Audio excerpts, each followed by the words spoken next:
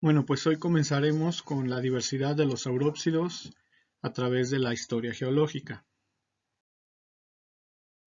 Los saurópsidos, conocidos de manera tradicional como reptiles, son una clase de vertebrados que incluye a muchos grupos diferentes, y si incluimos registro fósil es muy variado, pero que no es un grupo del todo natural, en el sentido de que no es monofilético.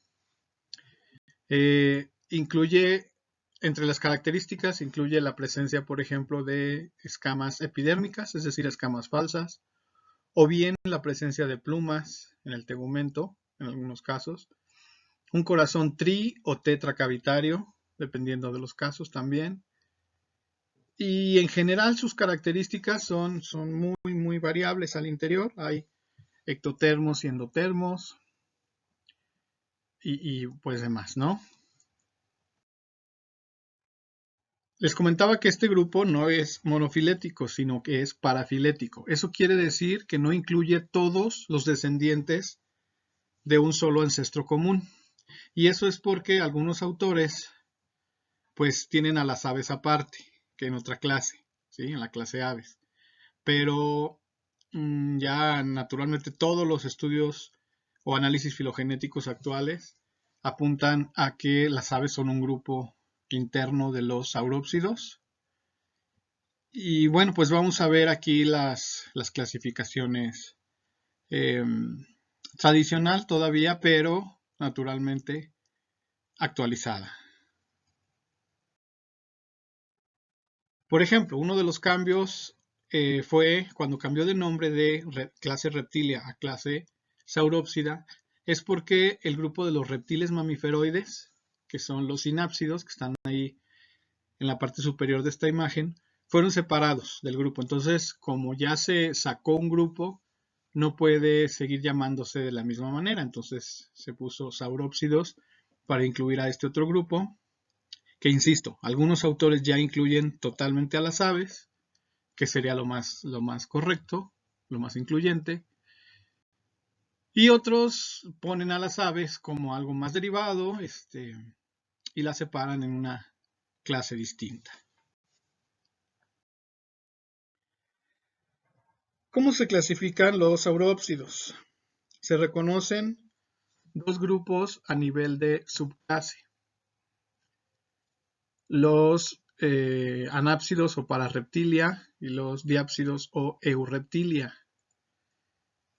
Y se reconocen más de 25 órdenes. Aquí están mencionados 25, pero a lo largo de la presentación les voy a mostrar algunos que pues están dudosos que se eleven hasta nivel de orden, pero es importante mencionarlos.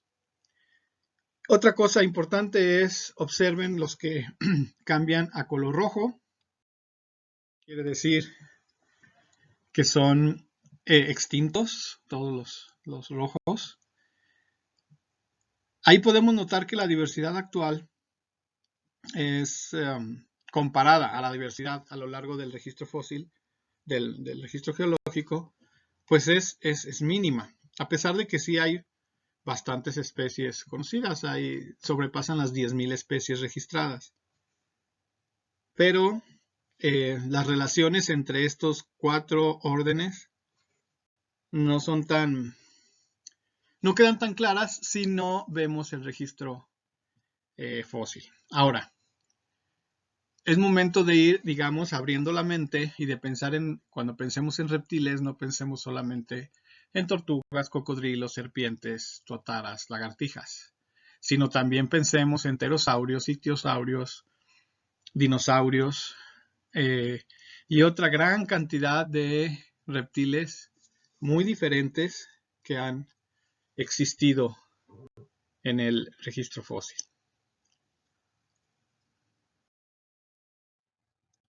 Y los cambios, pues no se detienen, los cambios taxonómicos, dependiendo de los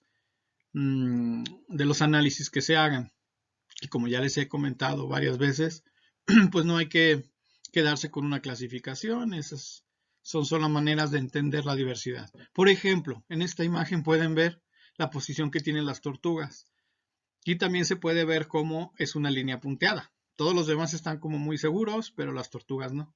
Y efectivamente, las tortugas, por estudios hechos hace pocos años, ya fueron movidas del grupo de los anápsidos hasta, aquí lo pondríamos justo al lado de los cocodrilos, por ejemplo, ¿no? O sea, ya mucho más interno dentro del resto de reptiles. Entonces, y esto es porque los análisis habían sido solo morfológicos y ahora que ya se hicieron también análisis embriológicos muy a detalle, se ve que son mucho más emparentados, por ejemplo, con el grupo de los arcosaurios, que vamos a ver más adelante.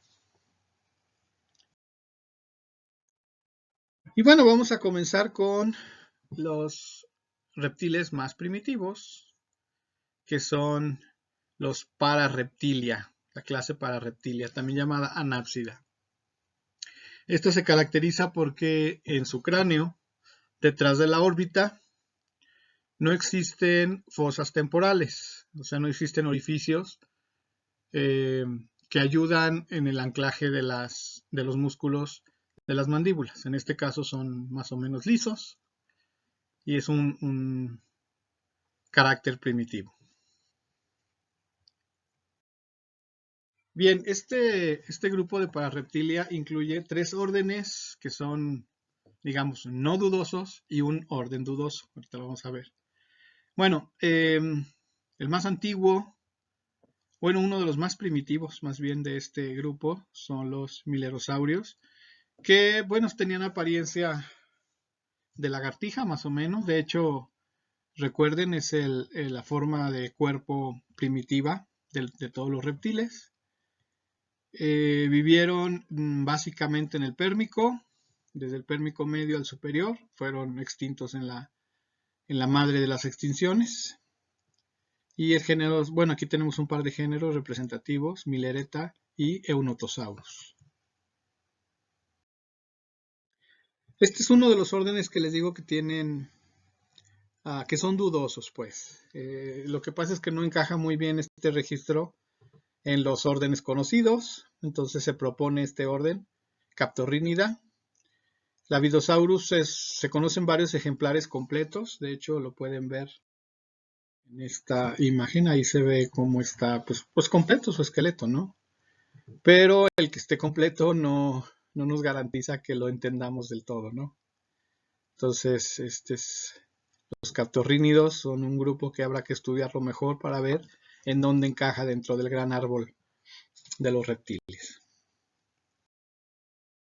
Luego tenemos un grupo más diversificado, los procolofonomorfos. Este grupo incluía formas un poco más grandes,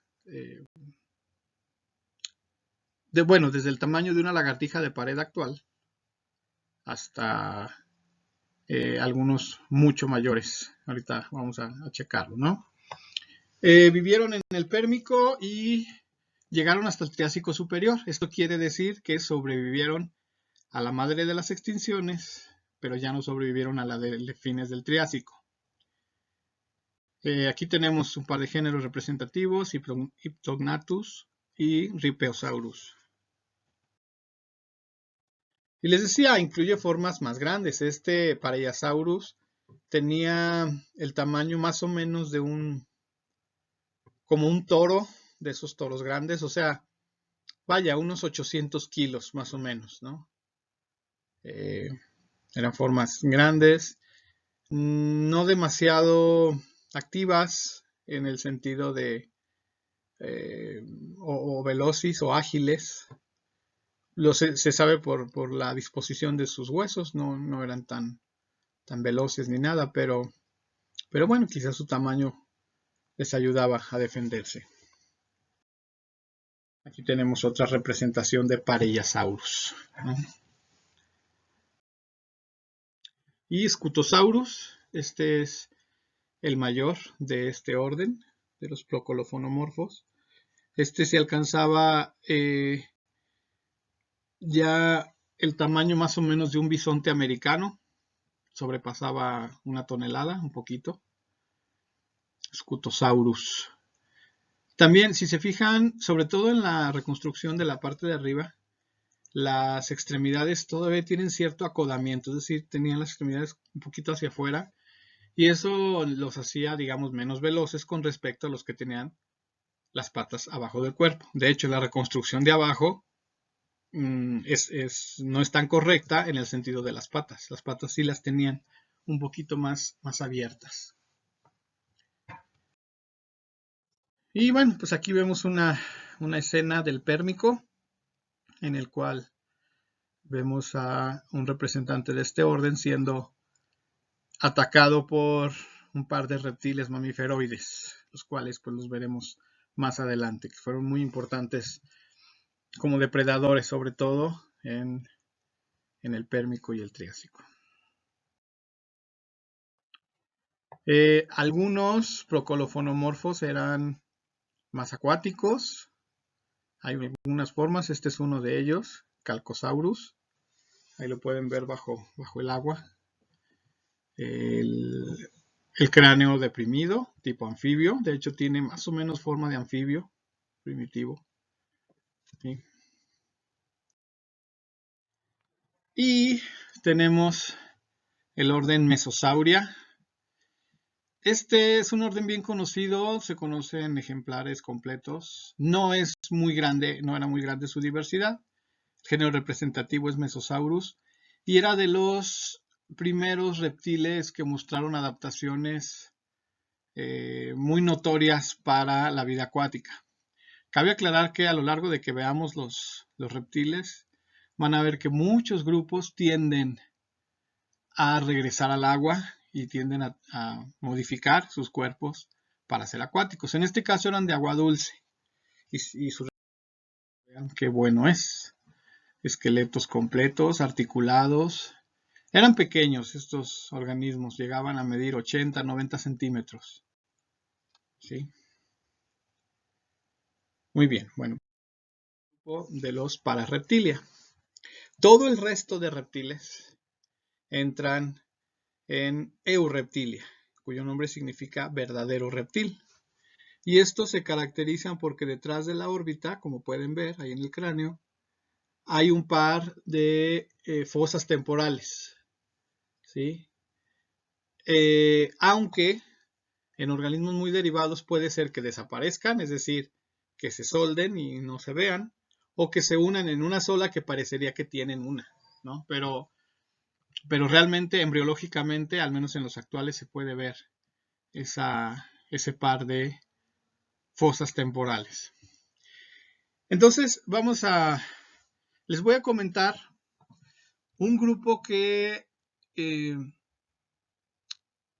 por sus características muy primitivas no encaja en el resto de los eureptiles, pero sí se incluye en esta subclase. Por eso le puse aquí posición indeterminada. Y me Protorotírida. Pero naturalmente no podía dejar de hablarles de este orden porque incluye el resto fósil más antiguo de toda la clase, al menos conocido. Hylonomus es el reptil más antiguo, vivió en el Carbonífero superior. Tenía unos 25 centímetros de longitud, más o menos, pues una lagartija de pared.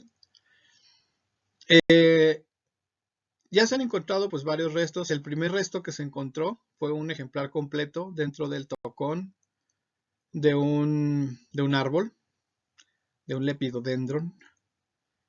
Y ese es el registro más antiguo. Entonces, este también, como registro fósil, resulta ser el parteaguas en cuanto al desarrollo del huevo amniótico. Cabe aclarar que por ya sea análisis filogenéticos y por reloj molecular, los reptiles son un poquito más antiguos que este ejemplar. Y eso se sabe porque este ejemplar ya pertenece a un grupo que ya se había independizado de la línea, por ejemplo, que desencadena en los mamíferos. Pero claramente tenemos un ancestro común amniótico. Entonces, Por ahora el registro fósil nos dice eso, que este es el más antiguo, pero los reptiles son ligeramente más antiguos que este ejemplar. Miren, aquí está la reconstrucción de lo que pudo haber sucedido. Cayó en el interior del tocón de este árbol, ya no pudo salir por alguna razón. Este árbol resultó inundado, se rellenó de ceniza volcánica, por cierto, y pues fosilizó al ejemplar junto con el tocón del árbol, ¿no? Y bueno, pues ya en próximos videos seguiremos con la diversidad de los reptiles. Muchas gracias.